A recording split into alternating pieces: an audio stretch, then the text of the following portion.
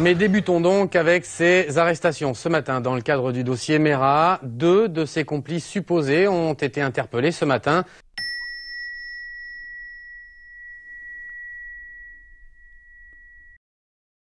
Nous allons nous rendre en direct devant le commissariat central de Toulouse où ces 2 personnes doivent être interrogées.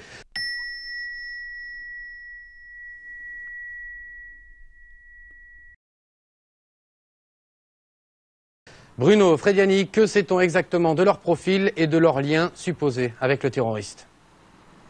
Eh bien écoutez, Pierre-Jean, selon nos informations, ces interpellations se sont déroulées tôt ce matin à 6 h du matin. 2 interpellations, vous le disiez, l'une à Toulouse. Il s'agirait de l'ex-femme de Mohamed Merah et l'autre à Albi, un homme de 74 ans selon le parquet de Paris, un homme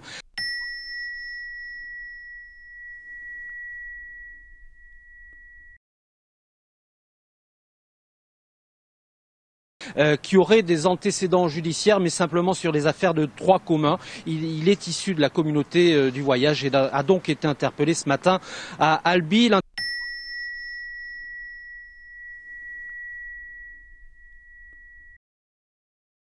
Bien, ce que l'on cherche, c'est à fouiller cette fameuse piste du 3e homme. Cet homme et cette femme sont actuellement entendus à Albi. Ils viendront dans la journée ici au commissariat central de Toulouse et ils devraient y rester peut-être 4 jours, puisque rappelons qu'en matière de terrorisme, eh bien, la garde à vue peut durer jusqu'à 96 heures avant une éventuelle mise en examen.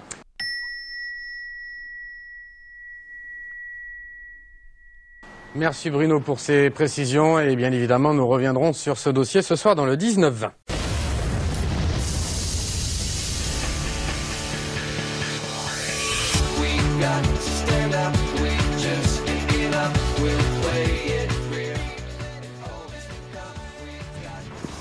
Eh bien écoutez, ce que l'on peut vous dire, c'est qu'il y a donc eu 2 interpellations dès 6 h ce matin. Tout d'abord une jeune femme qui a été interpellée dans le quartier des Isards de Toulouse, et puis un homme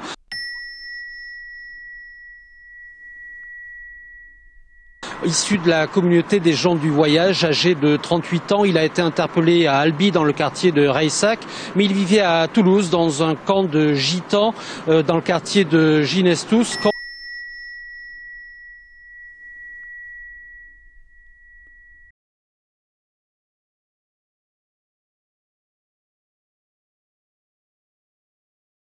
Nous sommes rendus cet après-midi en compagnie de Pascal Comte et nous avons rencontré quelques-uns de ses amis qui nous faisaient part de leur surprise de son interpellation, mais qui nous avouaient toutefois qu'il était tombé dans l'islam radical, ce qui les inquiétait, nous disait-il, quelque peu, et nous venons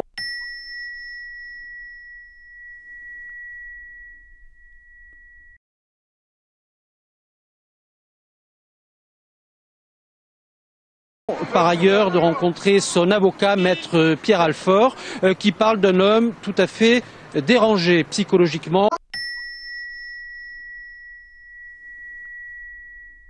Merci Bruno pour toutes ces précisions. On reviendra vous voir sans doute d'ici la fin de cette édition.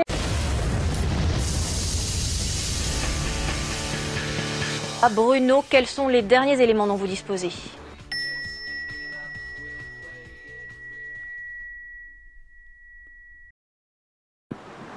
Eh bien écoutez Marie-Sophie, on vient de l'apprendre, la garde à vue est prolongée pour ces 2 personnes.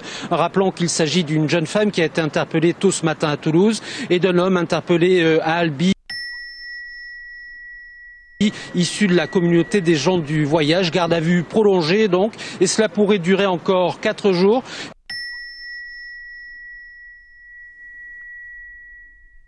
Puisque, rappelons-le, en matière de terrorisme, la garde à vue peut courir 96 heures avant une éventuelle mise en examen. Merci Bruno, c'est la fin de cette édition.